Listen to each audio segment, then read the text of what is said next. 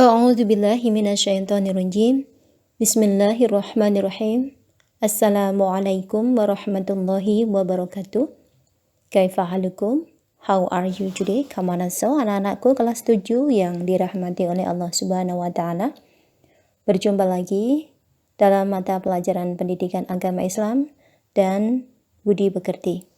Anak-anakku sekalian, pada minggu kemarin sudah kita bahas tentang semuanya bersih, hidup menjadi nyaman.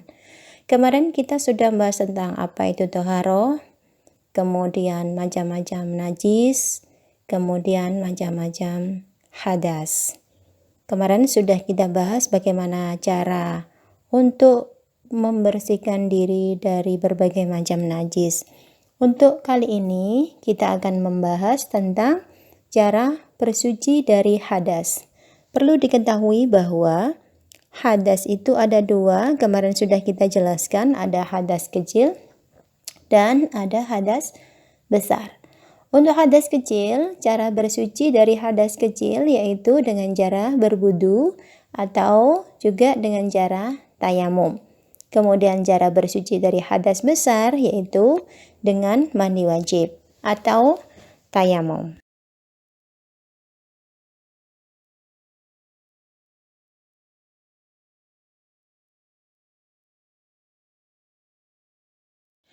Wudu. Pengertian wudu ialah cara bersuci dari hadas kecil dengan menggunakan air dengan syarat dan rukun tertentu. Niat wudu ialah nawaitul wudu'a li rafa'il hadatsil asghari fardhol lillahi ta'ala. Artinya aku niat berwudu untuk menghilangkan hadas kecil karena Allah Ta'ala. Kemudian sekarang marilah kita perhatikan ada gambar tata cara berwudu di bawah ini. Anak-anak ya, nomor 1 kita lihat orang yang sedang membasuh kedua tangannya. Kemudian nomor 2 adalah itu orang yang sedang berkumur. Kemudian yang ketiga adalah orang yang sedang memasukkan air ke dalam hidung. Kemudian yang keempat membasuh muka. Yang kelima itu adalah gambar orang yang membasuh kedua tangan. Kemudian yang keenam membasuh sebagian kepala. Kemudian yang ketujuh membasuh telinga. Dan yang kedelapan membasuh kedua kaki.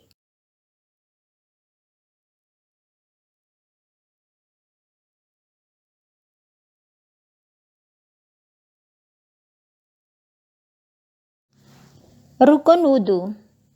Pengertian rukun adalah sesuatu yang harus dikerjakan sebelum memulai sesuatu. Yang termasuk rukun wudu adalah 1. Niat, 2. Membasuh wajah, 3. Membasuh tangan, 4. Mengusap sebagian kepala, 5. Membasuh kaki, yang keenam adalah berurutan atau tertib. Rukun wudu harus dilakukan, karena kalau tidak dilakukan, maka wudunya tidak sah. Kalau wudunya tidak sah, maka ibadahnya juga tidak sah. Jadi anak-anak, untuk rukun wudu ini harus dilakukan.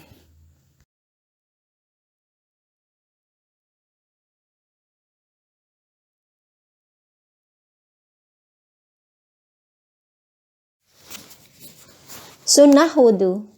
Pengertian sunnah adalah sesuatu yang apabila dilakukan maka mendapat kemuliaan dan apabila tidak dilakukan maka tidak mendapat kemuliaan dari Allah Subhanahu wa taala. Sunnah-sunnah wudu diantaranya adalah 1.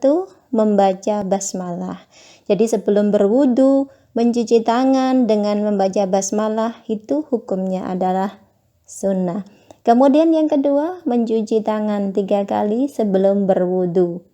Yang ketiga, bersiwak atau sikat gigi, ya, bersiwak menggunakan kayu siwak. Kemudian yang keempat, berkumur 3 kali.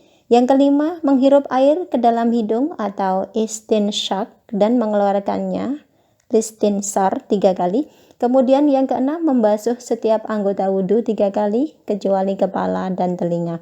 Yang ketujuh, mendahulukan bagian tubuh sebelah kanan. Kedelapan, melebihkan batasan seharusnya ketika membasuh kedua tangan dan kaki. Jadi kalau membasuh kedua tangan sampai siku dilebihkan. Demikian juga dengan membasuh kedua kaki, kalau sampai mata kaki maka dilebihkan di atas mata kaki. Kemudian yang kesembilan, menyela-nyela jari jemari tangan dan kaki.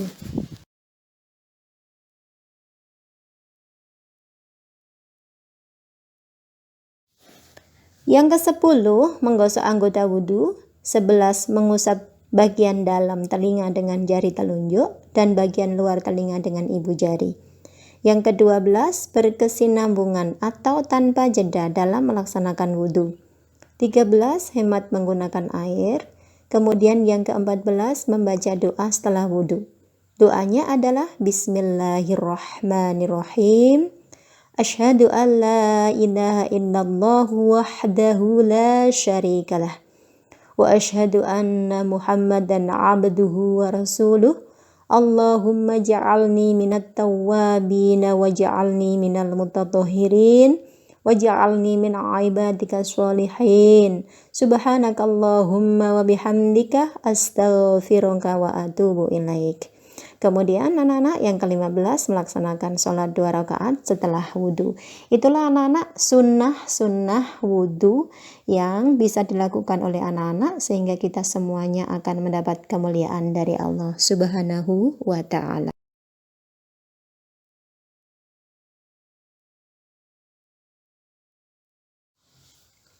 Tayamum.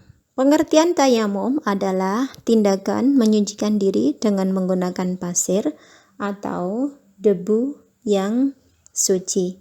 Ada gambar tayamum, anak-anak bisa memperhatikan di slide ini gambar dari orang yang sedang melakukan tayamum.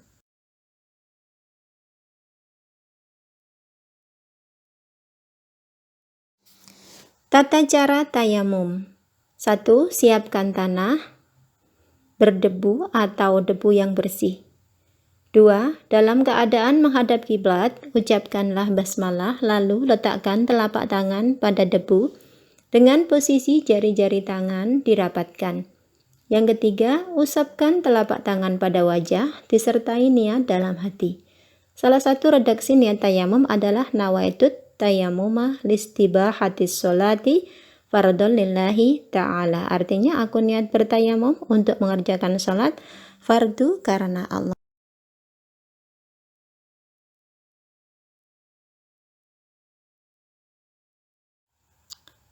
4. Letakkan kembali telapak tangan pada debu. Kali ini jari-jari tangan direnggangkan. Yang kelima, tempelkan telapak tangan kiri pada punggung tangan kanan hingga ujung jari salah satu tangan tidak melebihi telunjuk dari tangan yang lain. 6. Usapkan telapak tangan kiri ke punggung lengan kanan sampai ke siku, lalu balikkan telapak tangan kiri tersebut ke bagian dalam lengan kanan. Kemudian usapkan sampai ke pergelangan. 7. Usapkan bagian dalam jempol tangan kiri ke bagian punggung jempol kanan. Selanjutnya lakukan hal yang sama pada tangan kiri. 8. Pertemukan kedua telapak tangan dan usap-usapkan di antara jari-jari. Demikianlah anak-anak cara untuk bertayamum. Mungkin ini keterangan di PowerPoint-nya Bu Endang ini kurang jelas. Nanti insya Allah kalau kita bertemu secara live, kita akan praktekkan bersama dengan anak-anak. Mandi wajib. Pengertian mandi wajib atau mandi besar adalah mandi atau menuangkan air ke seluruh badan dengan tata cara tertentu untuk menghilangkan hadas besar.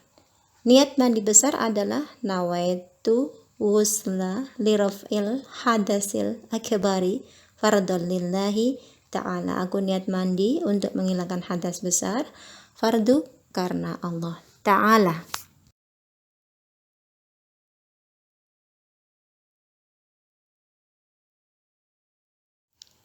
Tata cara mandi besar. 1. Ambil air dan basuh tangan hingga 3 kali. 2. Bersihkan semua najis yang menempel di badan. 3. Ambil wudhu seperti hendak sholat termasuk doa-doanya. 4. Mulai mandi dengan cara mengguyur kepala sebanyak 3 kali. 5. Guyur badan sebelah kanan dan kiri masing-masing 3 kali serta menyela-nyela rambut dan jenggot. Pastikan air mengalir ke lipatan-lipatan kulit serta pangkal rambut. Jadi seluruh badan harus dalam kondisi basah karena kena air. Kalau mandi besar tidak boleh ada yang kering, tidak boleh ada lipatan yang tidak terkena air, dan seluruh badan diharapkan dalam kondisi bersih setelah mandi besar.